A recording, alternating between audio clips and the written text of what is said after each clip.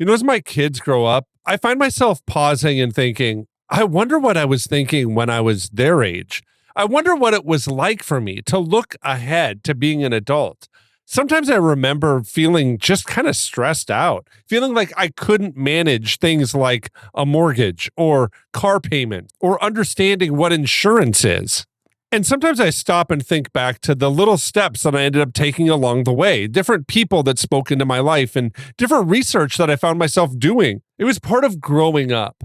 And it makes me wonder right now, do our kids have spaces to kind of grow up, to have opportunities to maybe try something out and have somebody give insights into them, have them fail at different things? Or is the culture right now just a place where youth are not welcome? That's what we're going to talk about today in the Celebrate Kids podcast in this daily segment, Facing the Dark. I think sometimes for parents, we can kind of find ourselves in dark places, thinking, how in the world is our 16-year-old or 17-year-old or 18-year-old going to ever grow up? Do they have a place where they can practice or kind of exercise being an adult? Dr. Kathy has some important insights, and we're going to turn to her now. Don't be afraid of the dark. Be careful with stars.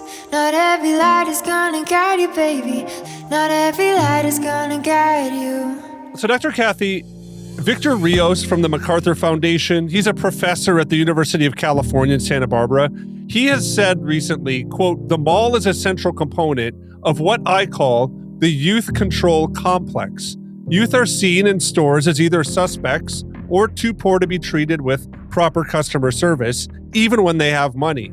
The mall is where teenagers go to display their youthfulness and their energy, to look for potential romantic partners and to show off their style," Rios says.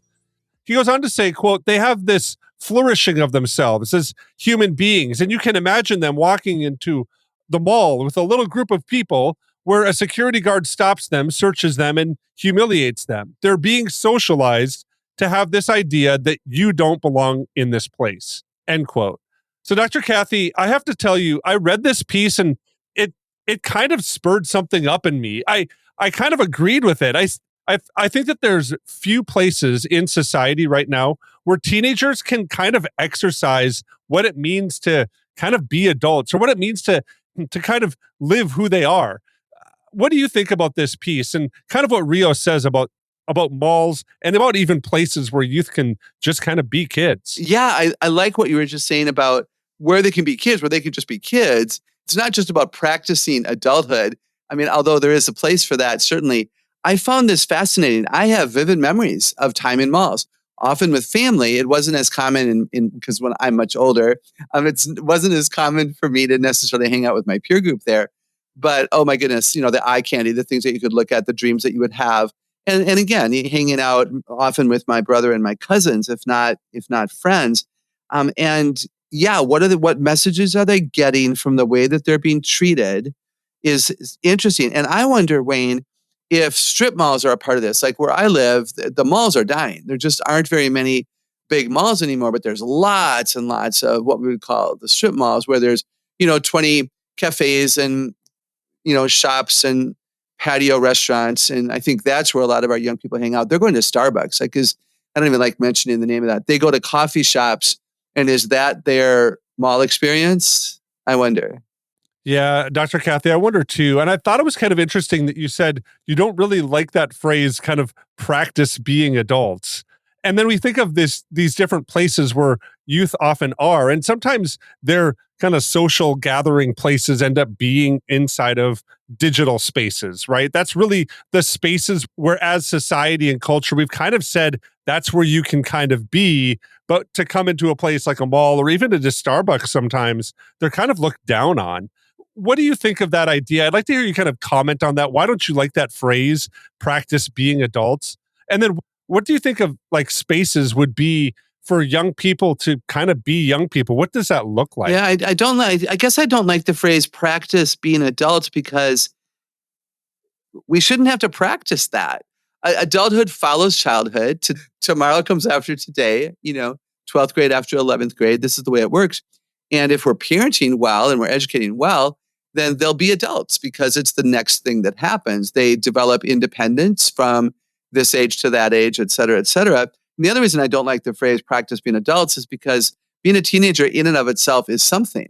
And there's value in that part of life. This is where we do learn a growing independence. Our dependence upon adult authority begins to shift and change, and we're often allowed to have more independent ideas that we don't necessarily have to always defend. So I am intrigued by that. What do I think about spaces for teenagers? Colorful, a variety. I believe in the 8 smarts. So I'd like to see places that acknowledge the way different people are. There are introverted teenagers who want more quiet, extroverted teenagers. There are artistic ones who would love a big piece of paper on the wall that they can just contribute to. And there are, logic smart teenagers who would love to build Legos together. So can't you just imagine a spot, a coffee shop, if you will, or just a place where there's just tons of stations where young people can go to and hang out with people like them and have experiences that give them something to talk about. Yeah, I love that. I love that idea of kind of having a space where the 8 smarts are kind of maybe explored a little bit. And I think that's an interesting idea when we think about different places and spaces inside of our world. I think of even places like churches, right? Like James K. Smith is a popular name inside of some worldview circles. He actually wrote a book on this idea that the shopping mall is kind of a place where we could understand what worship looks like. And he kind of highlights that there's just so much variety in different areas where we can kind of find ourselves exploring and creating and understanding different realities inside of the world. It's kind of an interesting illustration that he gives. But I've looked at that then kind of in light of that, I've looked at that inside of my own church. That really my own church is kind of set up to be a place where, I don't know what I would say. It's like the logic smart people only were allowed to create this space, right? And so everything has to follow this pattern and it's neatly and orderly organized, right? And it's almost not a place where we can kind of maybe be expressive or be creative or, have different kind of things within nature or different dynamics inside of that.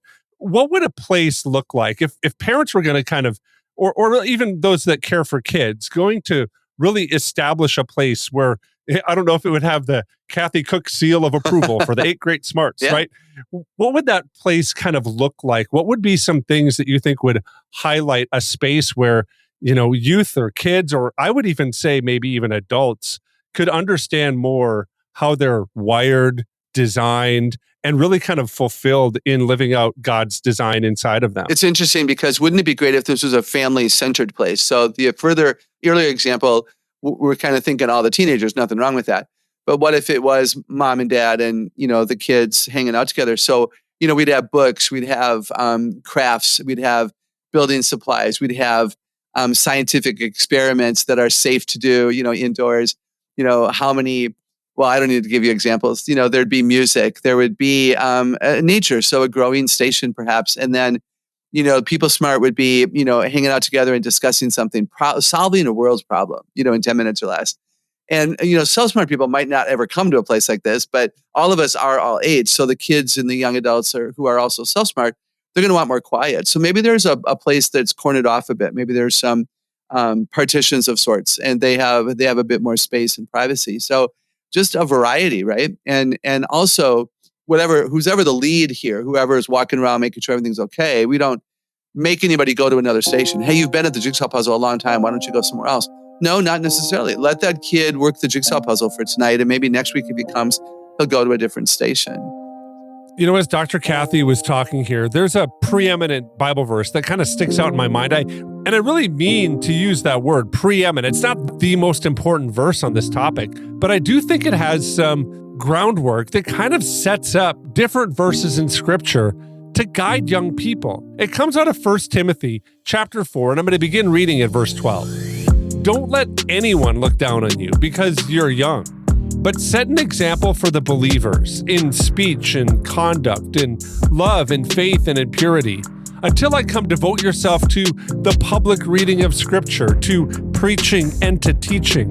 Don't neglect your gift, which was given to you through prophecy, when the body of elders laid their hands on you. Be diligent in these matters. Give yourself wholly to them so that everyone may see your progress. Watch your life and doctrine closely. Preserve them, because if you do, you will save both yourself and your hearers. This passage inside of 1 Timothy is part of what Paul writes to Timothy.